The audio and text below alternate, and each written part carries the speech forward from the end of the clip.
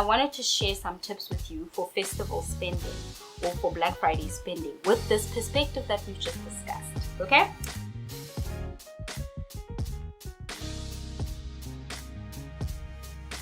So first, if you're going to spend, let it be out of necessity.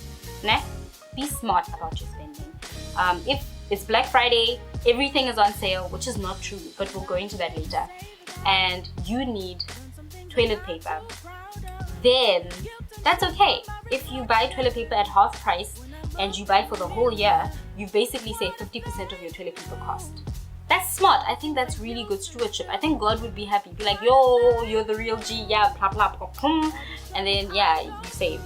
But if you are buying out of splurging and ignorance and want and desire, you don't need another black dress and you're getting like 3 on Black Friday just because they're on sale. I feel that is irresponsible. Where you're not spending out of necessity, you're spending out of want and desire, and even worse, now it's out of like in the spirit of surplus, if surplus is even a spirit. So yeah, be careful of greed when you're spending and when you're shopping, especially online. If your cart has like 27 items, friend, unless you are homeless, you don't need 27 pairs of socks or 27 shirts or 3 dresses.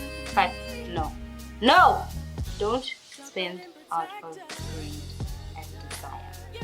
Oh, the second tip I've given on spending during the festive season is that, especially with Black Friday, you need to remember that this is a marketing tool.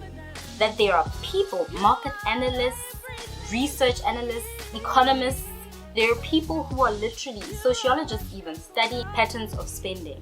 And their objective every single year is to get more and more and more money out of your pocket. That thing that I spoke about earlier, where you go into a shop, you buy one item, or you want one item, but you walk out with a whole basket. It's called target antics. Yes, that's what it's called. And it is a phenomenon where they make sure. Okay, here's a good example. If you are shopping online and you only want to spend 250 Rand, with 500 Rand, if you spend 500, we'll give you free delivery. So now you're going to add extra items to your cart so that you can get free delivery. But delivery is actually 50 bucks. So it's like you would have spent 300 and now you've spent 500. So who wins, really? It's definitely not you. That's called target antics. That's specific antics. These things are based on analysis of consumer behavior, guys. It is not by chance that you walk into a store and a certain song plays. It is not by chance that things are placed strategically to catch your attention. And with Black Friday, trust me, no store has slashed 80% of the prices on all items. No, it's only on the really big sellers. Everything else is basically the same price. They might have changed the background color of the tag. That's strategic. Like, be cognizant of the influence that is supposed to be upon you during this period. Festive season, Easter, anything that is really well marketed, there's a play. There's an intention for you to spend. So while you are spending, you can be responsible. I am not borrowing you, or I don't even have the authority to borrow you to spend, but I am saying be cognizant of the intention for you to spend more. Okay? Be wise. Go with a list. Don't get tempted. And if it's not on sale, then you don't need to get like 12 packs of Domestos, when Domestos will be the same price in 2 months. Like, be wise and be cognizant. My third Black Friday tip is, if you are doing this on credit, so you are increasing your credit limit so that you can afford Black Friday. Don't do it. Like, it's a trap. Credit is a trap, and not all credit is bad. I absolutely agree. Hallelujah for loans, the things that are really massive and are needed.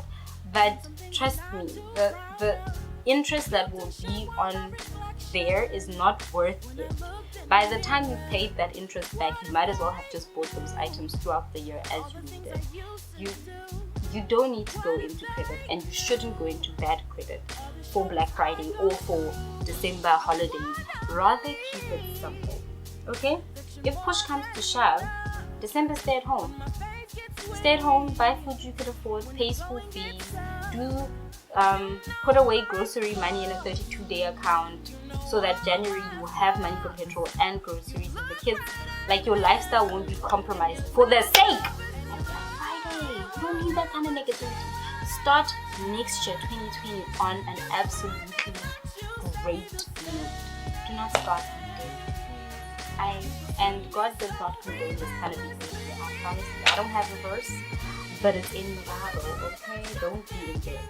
Don't do it. I want you to see and to address and to investigate and interrogate if your finances, if you look at your budget or your spending habits, if they are characterized by either one of these qualities. Are you extravagant in your spending, even in your appearance? Are you vain? Are you greedy? Are you a hoarder? Are you self-indulgent?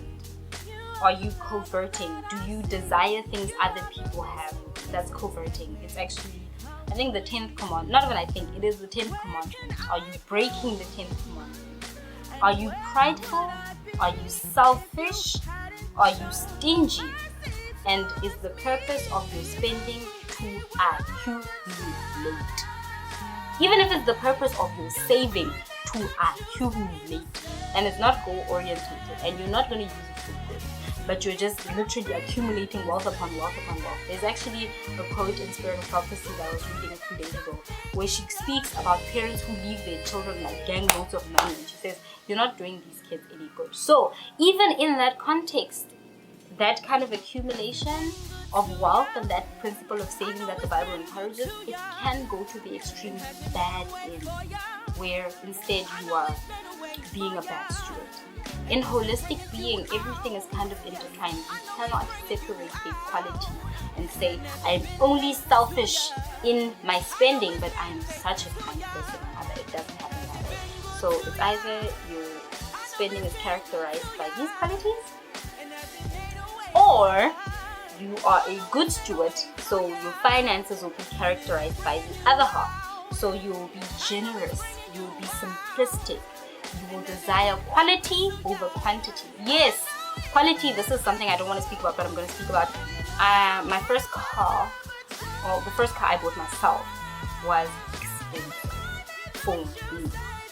It was over what I had anticipated to spend, and it was considered a luxury brand at the time. And so what happened was I made the active decision to buy something quality and worthwhile so that I would not have problems going into the future. And then there would be no need for me to be repairing and replacing the car over short periods of time. I'd be able to pay it up and then have a good quality car with all the things that I need for as long as it will move. And now we're at year 7. 7 years. Sosonge. And I have absolutely no regrets. I am not in any kind of debt. That's what I mean by quality. I've had this phone it's an iPhone 6, I think. I've had it for 3 years. Before it, I had an iPhone 4, which I had from 2012 to 2017. So I buy quality with the intention of taking it for the long haul, instead of buying like quantity, like just a cheap phone, and then buying a cheap phone every year, which is, I think, use wisdom and discernment in your spending as well. I'll say that. I'm not saying go cheap, but I am saying be discerning, and let it not be expensive for extravagance and for vanity. Let it not be expensive so that people can see you have money. If you're gonna buy something that is expensive, may your attitude be one of humility. Are your finances characterized by humility, self-denial, by saving? Like, that is an attitude. Your attitude is not to overindulge, but to always have some surplus that can be saved. Is it wise? Is it prudent? Have you used discernment? Yeah, and basically weigh whether your finances will leave a good impression on God if He was ever to make comments about you and your life. So that's part 1 of the video done. I'm so excited, guys.